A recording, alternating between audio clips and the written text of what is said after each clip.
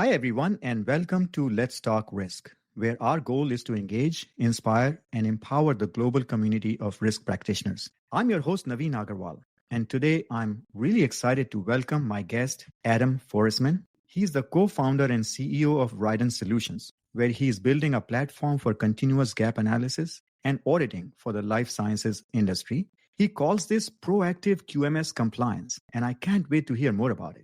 With that, Adam, welcome to the show. How are you today? Hello. Good morning. Good afternoon, everybody. So happy to be here. Thanks for having me, Naveen. Awesome, Adam. So tell us a little bit about your journey. How did you end up working in this area and trying to build a platform, which I assume is very technical, software driven, and you came from the quality world. So take us through your journey a little bit first. Yeah. I'm not a software engineer, machine learning engineer by education. Took a couple of entry-level courses in college, but I've been in the medical device pharma world for 18 years now, and the last 3 years I was head of quality and compliance for a diagnostic AI startup.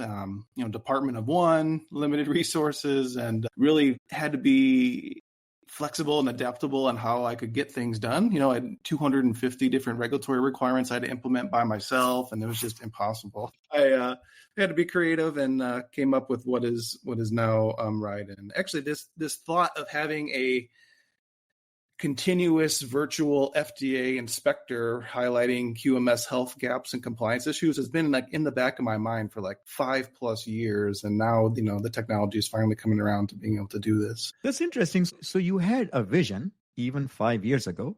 You lived through a lot of pain as a team of one managing a department. So I think you have experienced it. You had an idea. Tell us a little bit more about how it came to fruition. What was your journey like in launching this platform? Well, I originally was just planning on using it for myself in my last role. Didn't have any intentions of making a business out of it. But, this life science quality regulatory community, we're so small.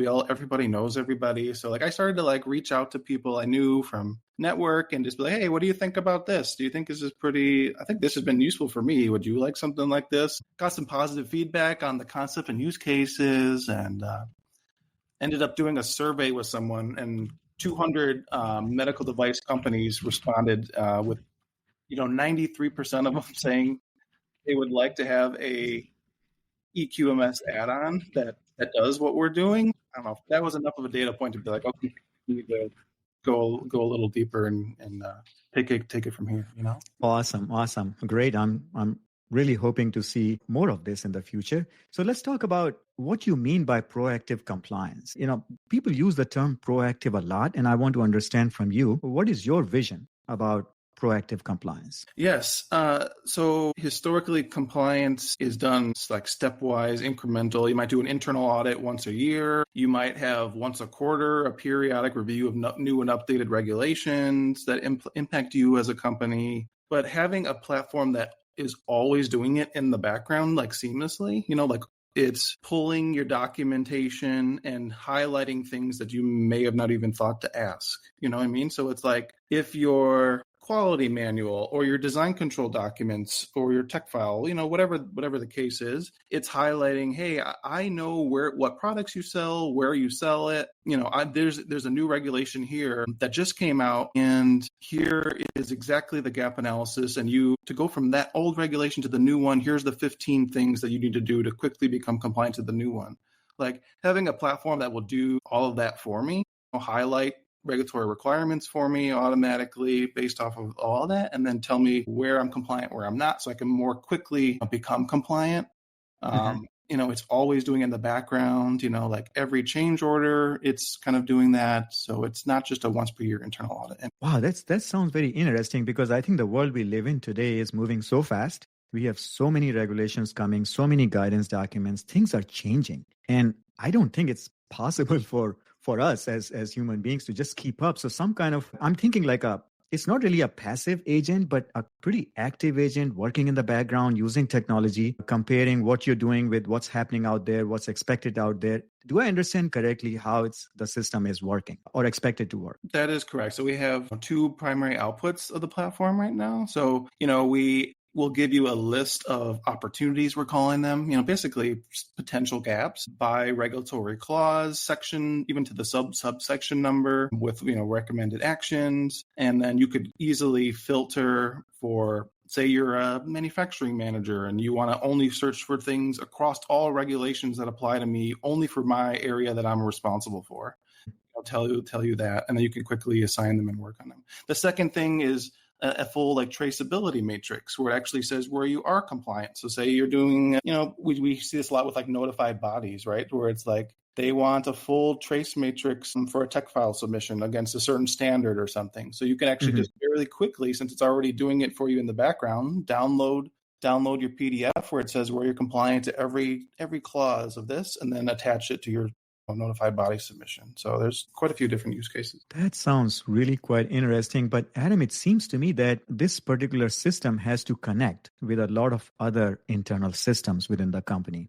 And I know many companies have already implemented EQMS platforms or their own homegrown platforms. How do you think this overarching intelligence system will work together, and what kind of challenges do you anticipate there? Yeah, in order, not just for a platform like Raiden, but for any of these new cool technology things coming out, they have to work seamlessly in your existing workflows, not add a lot of time doing initial setup. And I mean, that's how we've designed the platform too. So it's we've contacted pretty much and integration partners with pretty much every major EQMS company out there. So we will actually just do all the setups for you. So all you really have to do as a user is log in with the URL and then see results.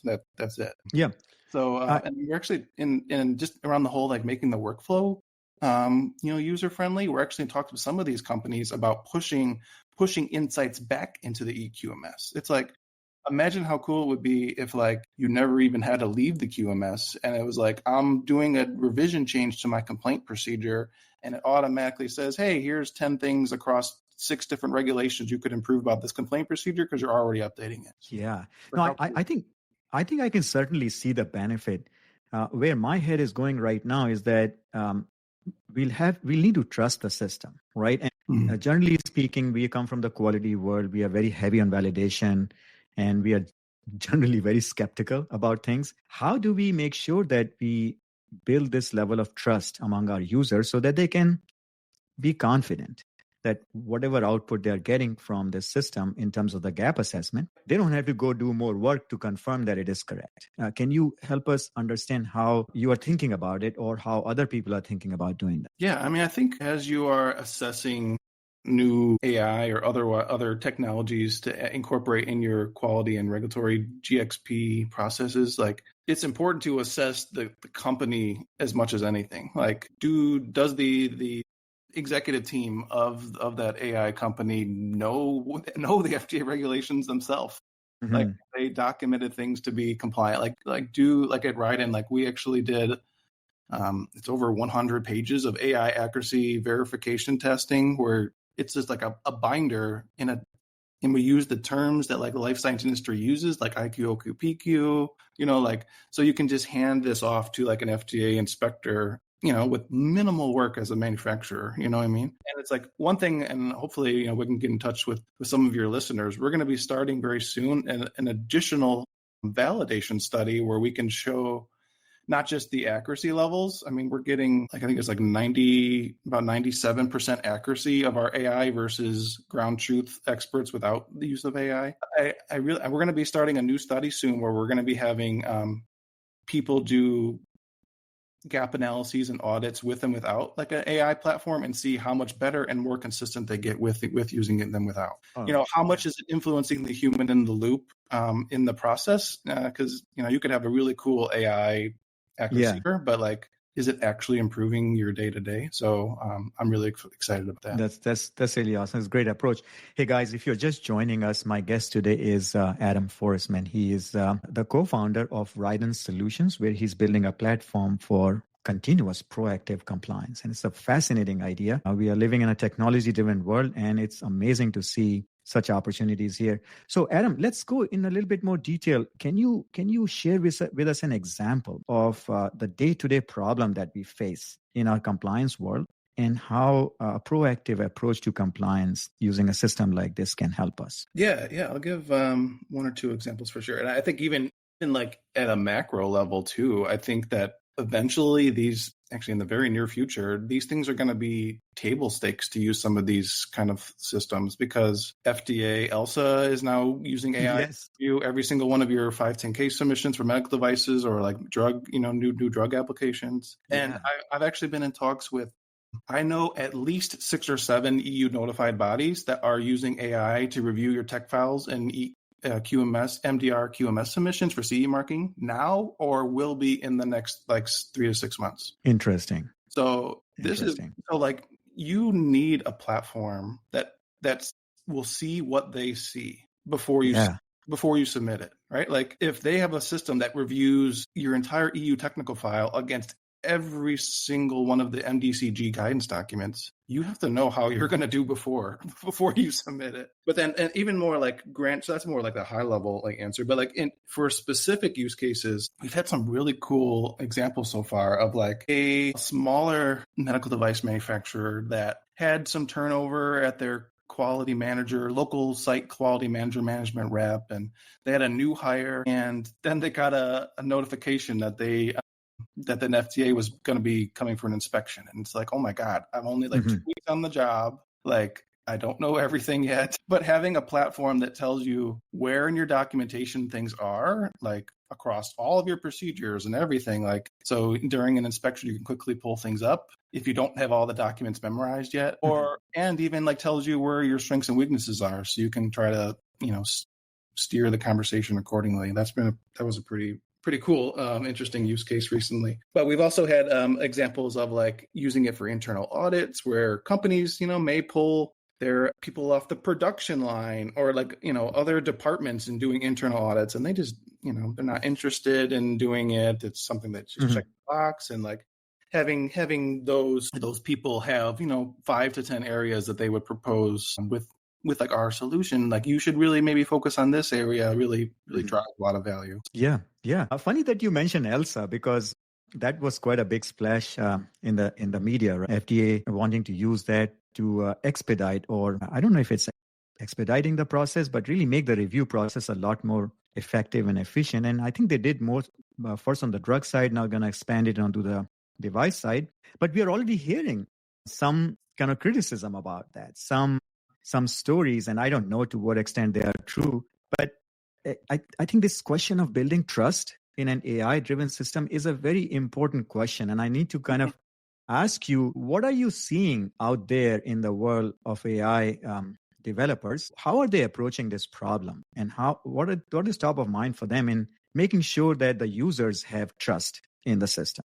Let's talk about that a little bit. What is the like thinking on that? Yeah, I mean, I can't speak to all AI developers, but even like in my last company, so I was the head of quality, compliance, and cybersecurity for a dental diagnostic AI company, and we had an AI that detected suspect disease and radiographs for clinicians and stuff. And, trust was a huge topic in that area as well, so I've been tackling this topic of trust and ethics and all that for at least 5 years now. And there's a few different ways you can approach it. So like we built in various post-market pre-launch, AI guardrails around like our platform is isolated. So it's not training on company specific documents. It's not looking out in the internet and could give you some weird hallucination that doesn't make any sense. Like our platform, I haven't seen, just based on the way we're designing it, like we haven't seen a single example where it like has made up a document that wasn't in the company's QMS.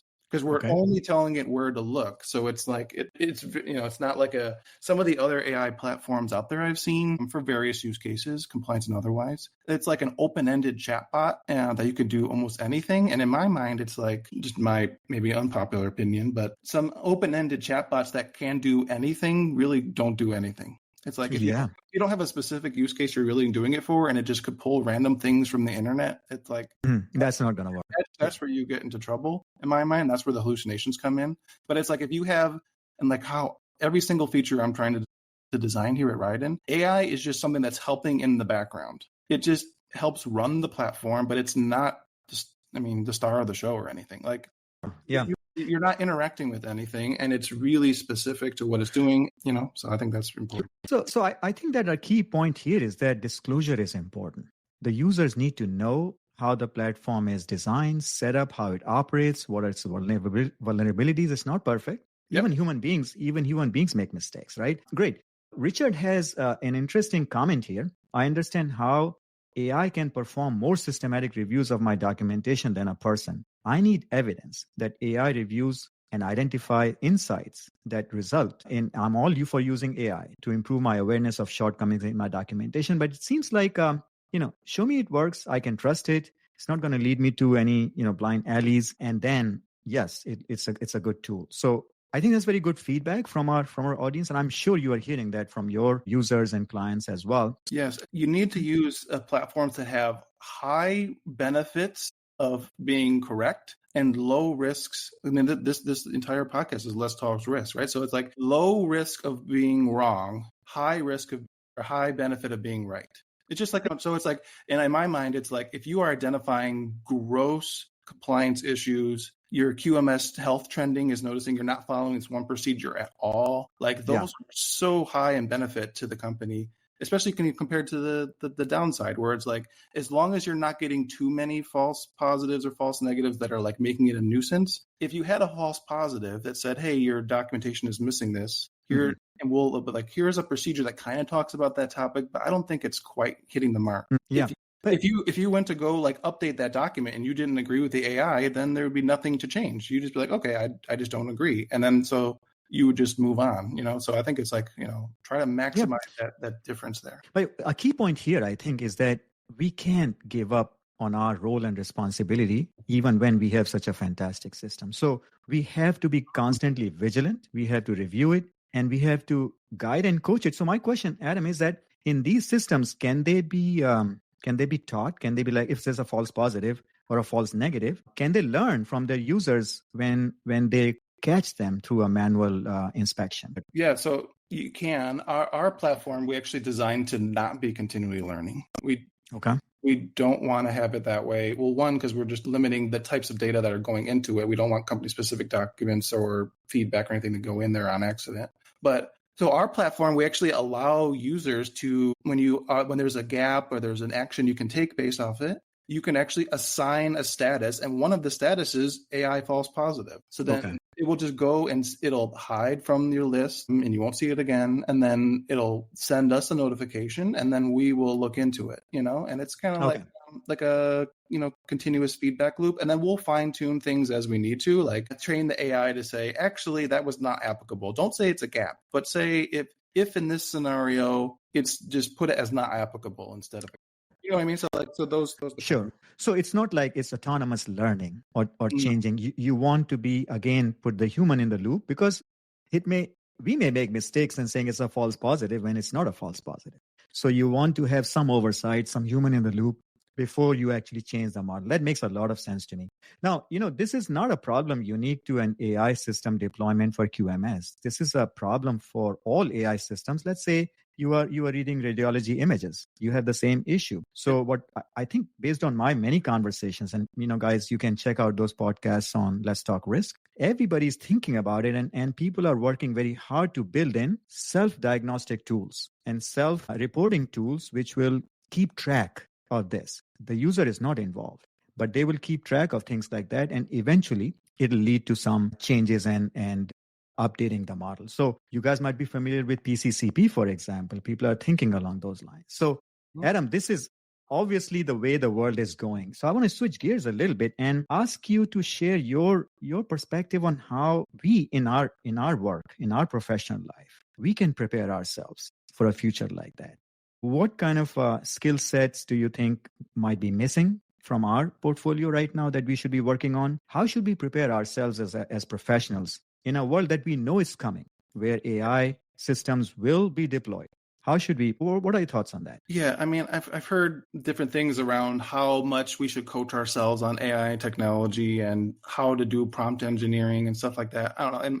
In my mind, these models are continuing to get better and better like every month, that the rate at which they're improving is just crazy. So like eventually all these systems are going to be running in the background and you're just going to be getting outputs and you act on the outputs. So like I have not been telling people to spend too much. Obviously you want to know a little bit about what the AI is running in the background, how it runs. But like, I don't know, I think it's more important for us as a quality and regulatory industry to really think about how we can change our organizations and our culture on how to handle these things.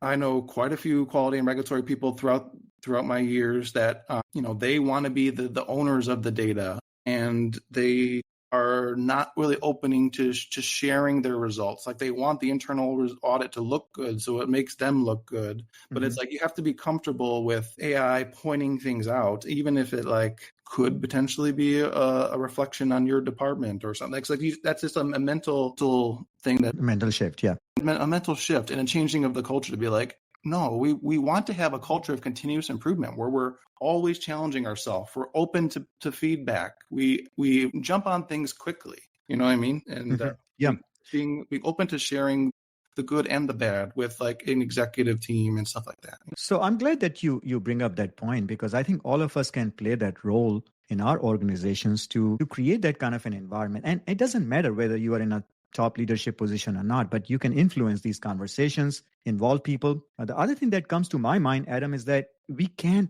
let go of our humanity, our common sense, our understanding of people, and be able to see things that AI cannot see. For sure. My approach really in today's world is double down on our humanity, double down on collaboration, double down on relationships. And if something doesn't make sense to you that AI is telling you, go talk to somebody else. Hey, does this make sense? Does it pass the red face test or a common sense? Don't over rely on it, right? And then that is how we're gonna approach this world. That's how at least my view is. And guys, those of you who are listening, I would love to have you participate in this conversation as well and share your thoughts, because we are going to be living in this world and we have to find a way to make sure that we still contribute and still add value to this. So Adam, I know we are coming close to our 30-minute time, and time flies in these conversations. This is absolutely fascinating. Before I invite you to kind of share your key points, let's talk about one more topic that is at the forefront of my mind. We are seeing an explosion of these AI tools, but is it like everybody's again working in their silos and we are going to be confronted with a world where my AI system is better than their AI system? Is there any standardization or any kind of consensus emerging in this space where we can rely on, at least one way of doing things? How's that going? Yeah, I do think that a lot of these companies we're gonna have, you don't want to have 35 different AI platforms you have to log into. You know what I mean? Exactly. It's actually going to add complexity way too much. So it's like, it's important to, if you're in a leadership role in quality and regulatory, like really set the key use cases that you want for your department and work with companies to one company that can do all of them, and so you have all of your different insights in one place. Yes. Yeah. Okay, great. Bijan is sharing that it's too soon to put our total trust in AI. Bijan, I agree with you. And I think same goes for our relationships as well. We never, ever put our total trust in a single human being. And it takes time to build that relationship. And I hope same thing will happen with AI as well. Guys, fascinating conversation once again. Guys, let me know using the emoji icons. How do you feel about this topic, this discussion? Certainly many unanswered questions, but I want to gauge your feelings and reactions. So with that, Adam, I want to give you a couple of minutes to just, think about 2 or 3 key takeaways from our conversation today. In the meantime, I'll share a few announcements with my audience today. The first one, guys, we're going to have another fascinating AI conversation next week. And this is kind of special to me because actually it's going to be my personal friend from my college days who has been in the technology space, has been a technology executive, not from a medical device industry, but from the technology space. And now he has turned into a Silicon Valley entrepreneur. So we're going to bring him on and we're going to talk about proactive AI governance. So that's another key word to keep in mind. As a fascinating conversation, the announcement has gone out. Please show up if you're interested and contribute to this discussion. The second announcement, once again, is the next session of my post-market safety surveillance workshop will be in late August. So if you're interested in joining, please reach out to me and I'll share with you registration information. Nearly 50 people have attended my workshop and we are getting a lot of great feedback because why? Because we tackle the day-to-day practical problems. We just don't get lost simply in the regulatory world, but we translate those requirements into how you can implement in your day-to-day life with some practical tools that you can put in your portfolio. So if you're interested, reach out to me and I'll be happy to share that information with you. So Adam, the floor is yours. Let's close with a couple of key takeaways. Yeah, I mean, I think we are at an interesting time and place as a quality and regulatory life science industry. The regulatory bodies are going in this direction, whether we like it or not, FDA, EU. And I think having just seamless, accurate, useful platforms like Ryden, we're actually talking with multiple notified bodies about just having them use our platform. And so the manufacturer and notified body are seeing the same results and can act on the same one source of truth. So I think things like that are going to be very critical. And the second thing is how you got to reflect on how you can improve your QMS and culture to be ready for this proactive, continuous way of doing things rather than the once per year internal audit type approach. Yeah, great points to close with. Guys, thank you again for showing up today and contributing to the conversation. I love your feedback. So anytime you can reach out to me and share your ideas, any topics you are interested in, any other comments, feedback, or if you want to be part of this conversation as a guest speaker, no preparation is required. It's very casual, very informal. So if you want to be a part of this discussion, please reach out to me and we'll schedule something. Adam, I want to thank you again for your time. I wish you all the best in your venture. And we look forward to more amazing stuff coming from you and helping our work. So good luck to you. Thank you. With that, guys, take care. We will connect once again next week for another insightful discussion.